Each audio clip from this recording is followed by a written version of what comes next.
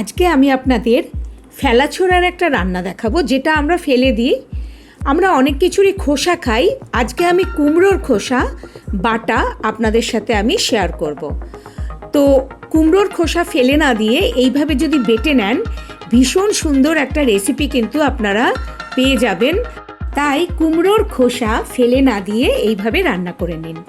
From Dolly's recipe বুকে আপনাদের সবাইকে জানাই আমার ভালোবাসা। এবার দেখুন, আমি কুমড়োর খোসা এইভাবে ছুলে নিয়েছি। মানে কুমড়ো যখন রান্না করবেন খোসাগুলো এইভাবে রেখে দেবেন, আমরা যেভাবে ছুলি। আর কুমড়োর যে বুকের অংশ, সেটা দিয়ে আমরা অনেক সময় বড়া করে খাই, কিন্তু এক্ষেত্রে আমি এই খোসার সাথে এই কুমড়োর বুকের অংশও নিয়ে নিয়েছি। এবার এই পুরো খোসা আর বুকের অংশ আমি একটু সেদ্ধ করে নেব।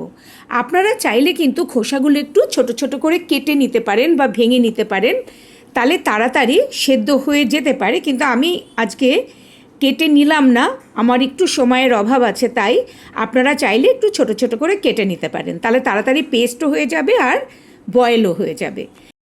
এখন আমি গ্যাসটা ধরিয়ে দিলাম আর এখানে কিছুটা লবণ দিয়ে দিলাম, কারণ লবণ দিলে যে কোনো জিনিস ভালো সেদ্ধ হয়।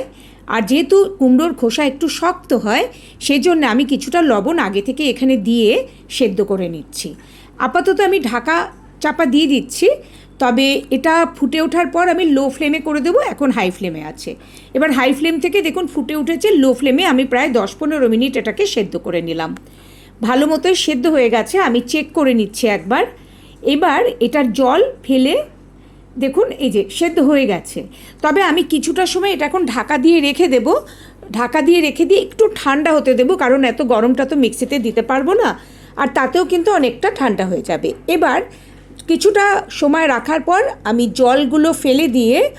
জলটা ফেলে দিয়ে মিক্সিতে এই খোসা নিয়ে নিচ্ছি, আর যেটা কুমড়োর বুক ছিল নিয়ে নিলাম।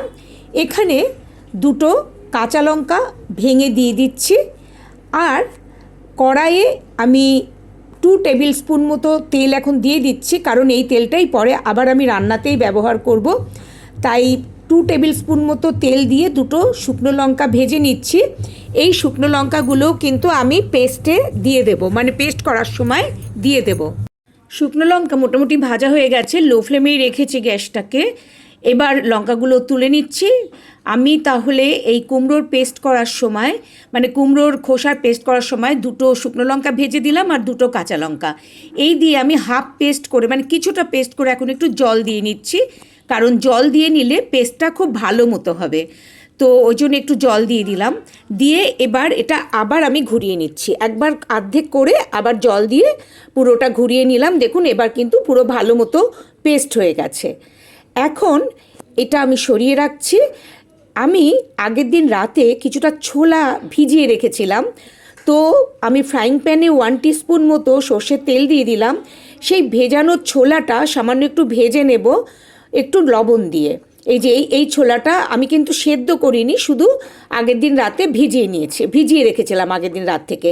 তো আপনাদের কাছে এটা থাকলে আপনারা ব্যবহার করবেন, না হলে না দিলেও কোনো অসুবিধা নেই, কারণ এটা ছোলা ছাড়াও কিন্তু ভালোই লাগবে খেতে। এখন এখানে সামান্য একটু লবণ দিয়ে দিলাম, দিয়ে ছোলাটা ভালো করে ভেজে নিচ্ছি। আপনাদের যদি আমার এই রান্নাটা ভালো লাগে তাহলে সাবস্ক্রাইব করার জন্য অনুরোধ রইল, আর পাশের বেল আইকনটা প্রেস করে দিলে আমার পরের রান্নার নোটিফিকেশান আপনারা পেয়ে যাবেন। এবার ছোলা ভাজা হয়ে গেছে, এটাকে এই বাটিটার মধ্যে নিয়ে আমি সরিয়ে রাখছি, কারণ আগে আমি এবার কুমড়োর পেস্টটা মানে রান্না শুরু করব। তার জন্যে যে তেলে আমি শুকনো লঙ্কা 2 ভেজেছিলাম তার মধ্যে আরও একটু তেল দিয়ে নিলাম। দিয়ে এবার হাফ টিস্পুন পাঁচফোড়ন দিয়ে দিলাম, আর একটা ছোট পেঁয়াজ কুচি করে রেখেছিলাম। পাঁচফোড়নটা একটু ভাজা হওয়ার পর পেঁয়াজটাও দিয়ে দিলাম। আপনারা চাইলে কিন্তু এখানে পাঁচফোড়নের পরিবর্তে কালো জিরেও ব্যবহার করতে পারেন, কালো জিরে ব্যবহার করলেও কিন্তু সুন্দর লাগবে। আমার পাঁচফোড়নের গন্ধ একটু মানে আমি পছন্দ করি, সেই জন্য আমি এটা ব্যবহার করলাম। তো যারা পাঁচফোড়নের গন্ধ ভালো না বাসবেন তারা কিন্তু কালো জিরে দিয়ে দিতে পারেন।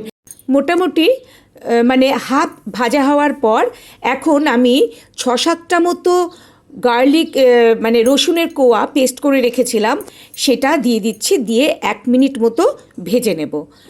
আর এটা 1 মিনিট ভেজে নেওয়ার পর এখানে 3টে কাঁচা লঙ্কা ছোট ছোট কুচি করে রেখেছিলাম, সেটাও দিয়ে দিলাম। প্রথমে 2টো কাঁচা লঙ্কা ব্যবহার করেছি আর 2টো শুকনো লঙ্কা ভাজা, আর এখন 3টে কাঁচা লঙ্কা এখানে দিয়ে দিলাম। এবার এই যে কুমড়োর পেস্ট মানে খোসার যে পেস্ট বানিয়ে রেখেছি সেটাও দিয়ে দিলাম। আমার কাছে লাল কাঁচা লঙ্কা ছিল তাই দিয়েছি, আপনাদের কাছে না থাকলে কোনো অসুবিধা নেই, আপনারা সবুজ কাঁচা লঙ্কাই ব্যবহার করবেন। এবার যে কুমড়োর খোসার পেস্ট বানিয়ে রেখেছিলাম সেটা দিয়ে দিলাম, আর এই যে মিক্সিং জার তার মধ্যে একটু জল দিয়ে ধুয়ে আমি সেটাও দিয়ে দিচ্ছি। জল নর্মালি কিন্তু আমি এখানে ব্যবহার করতাম না, কিন্তু মিক্সিং জারে অনেকটা লেগে রয়েছে তাই সেটাতে জল দিয়ে ধুয়ে একটু সেই জলটা ব্যবহার করলাম। এখন এখানে হাফ টিস্পুন হলুদের গুঁড়ো দিয়ে দিচ্ছি, আর সামান্য একটু মিষ্টি ব্যবহার করব।